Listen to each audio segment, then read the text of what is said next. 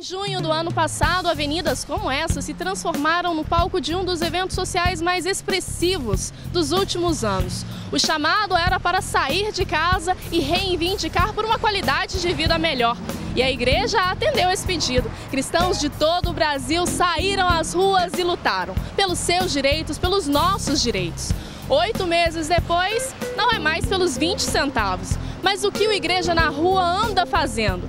Quais são os planos para 2014? Isso a gente vai descobrir a partir de agora.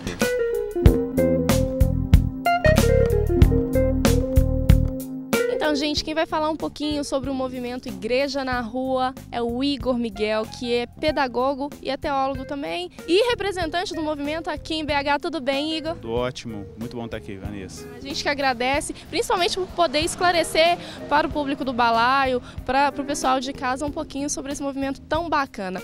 Igor, o que é o movimento Igreja na Rua? Quais são os objetivos? Ok, nosso movimento nasceu das manifestações que nós tivemos ano passado, durante a Copa das Confederações. O movimento surgiu de uma necessidade, que era o fato de que muitos cristãos estavam indo para a rua por algum motivo, pelo menos o senso cristão meio que os convocava a ir para a rua participar das manifestações que nós tivemos, e faltou uma organização. Muitos desses cristãos não tinham um respaldo constitucional para estarem na rua, mas não se sentiam respaldados pela sua própria fé para poderem fazer esse tipo de ação.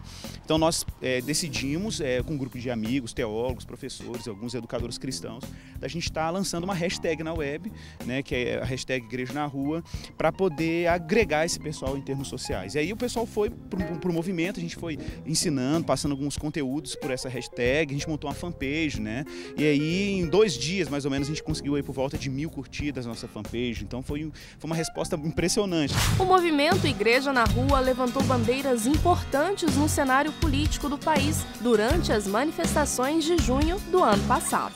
A corrupção é um problema que está aí no ser humano, mas a impunidade é intolerável, né? A gente também se posicionou muito a favor de uma necessidade de uma reforma política no Brasil e principalmente a gente pensou muito sobre essa questão essa crise da representação. A gente não está se sentindo bem representado, né? A gente quer uma democracia mais participativa. Eu acho que isso foi uma característica muito notável assim, no movimento Igreja na Rua no ano passado, né? Atualmente, o movimento tem desempenhado ações para reivindicar melhorias locais. Nesse momento a gente está, por exemplo, muito preocupado com o que a gente chama de indústria da despoluição da Pampulha.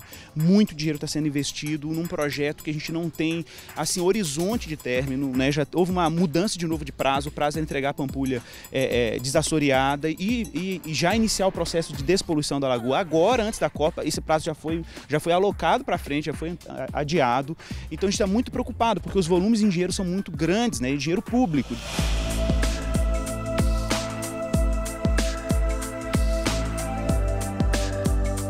A gente está muito preocupado com dar critérios para a comunidade cristã para escolher os seus candidatos. Então a gente está pensando em fazer fóruns, espaços de debate, trazer candidatos que sejam compatíveis, ou pelo menos que estejam próximos às reivindicações do movimento, que se caracterizam mais ou menos no horizonte que a gente trabalha, para eles trazerem suas propostas políticas. Apesar do movimento ser apartidário, a gente não tem um partido político específico, isso é uma identidade do nosso movimento, também era uma identidade dos movimentos de rua, mas a gente quer que exista um contato, pelo menos da comunidade cristã, com esses candidatos e tenham critérios para poder escolher as pessoas certas, né? O ato de protestar sempre esteve presente na história dos cristãos. Não é à toa que muitos são conhecidos como protestantes. Cristãos são pessoas historicamente muito preocupadas com a dimensão pública. Se a gente for para a história do cristianismo, nós temos vários personagens que se envolveram diretamente com direitos humanos. Poderia citar aqui vários números, né? Martin Luther King, William Wilberforce, que foi responsável pela abolição do tráfico negreiro.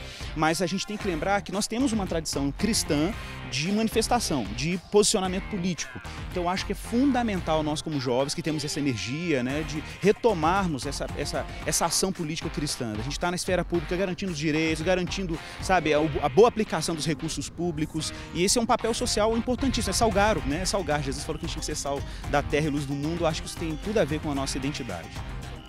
Quem estiver em casa que quiser participar do Igreja na Rua, quais são os contatos? A melhor coisa a fazer é você seguir o nosso Twitter, faça isso por favor, é a forma mais eficiente de você saber o que a gente está fazendo, @Igreja na Rua, e a nossa fanpage que é Movimento Igreja na Rua, é facebook.com/Movimento Igreja na Rua, tudo junto.